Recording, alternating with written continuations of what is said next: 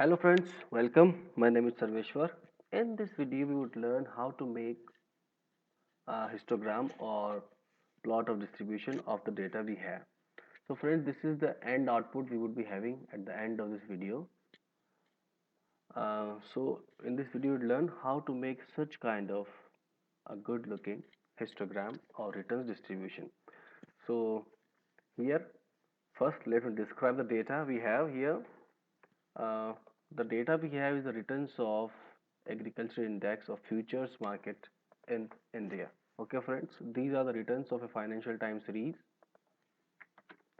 The summary, if we look at its minimum, the negative 21%, first quartile, median, mean, third quartile, or maximum 20% on upper hand. So this is summary of data. We want to make a histogram of the data. Just if you want to report in our paper, we might be interested in such kind of histogram. So the command for histogram is simple hist HIST. This is the command for histogram if we make in R hist. So and the variable name we are having here, since our variable name is ret agrif, I am putting it here. This is a graph, but it's looking very ugly because the number of the bins we are having is only 5, 10 here. So how to improve it? So for that purpose, friends, we can increase the number of breaks it has. Suppose I say it's 100. The argument is break here. It's some sort of better. Suppose I say now make it 200. It looks better. But again, there is some problem here because we are having some extreme values on both sides. So what can we do here? We can just decide a limit of x-axis. So for that purpose, we can add one more argument, xlim, the limit of the x-axis. Uh, the minimum and maximum values I have here, minus 0.05 to 0.05 on upper side, and the same command, repeat it.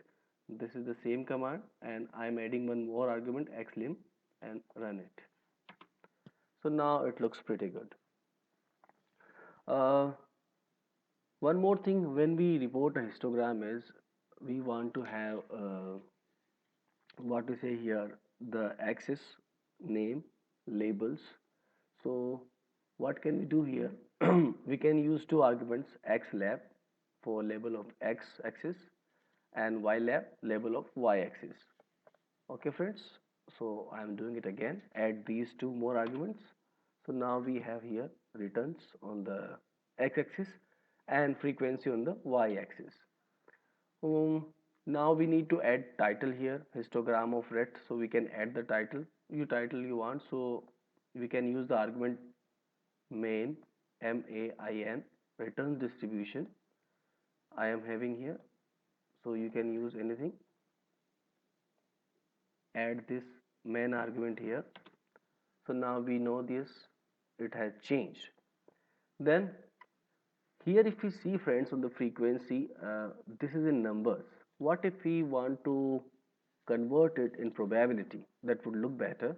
So for that purpose, add one more argument, that is probability is equal to true or frequency is equal to false. Both are correct. So I'm using probability is equal to true or T only, and just add one argument in previous command, and everything is same. Now it's in percentage. Then change the frequency label. Earlier we were having frequency, now change it to probability. So ylab is now probability. So run it. Now it's probability.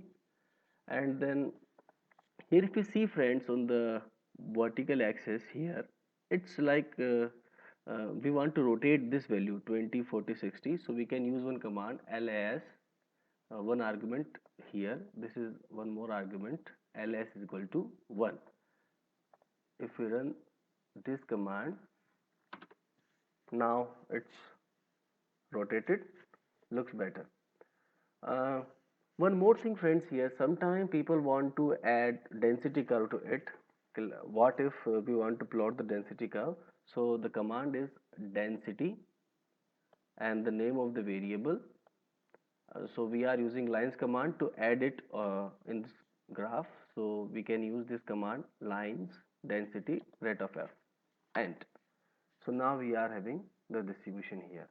Okay friends, so this is the way we make distribution of returns or histogram of data we have in our uh, paper. In the next video we would learn how to overlay a normal distribution curve on this histogram if we want, which makes the comparison of the distribution very easier. So please see the video. Thanks friends, keep watching.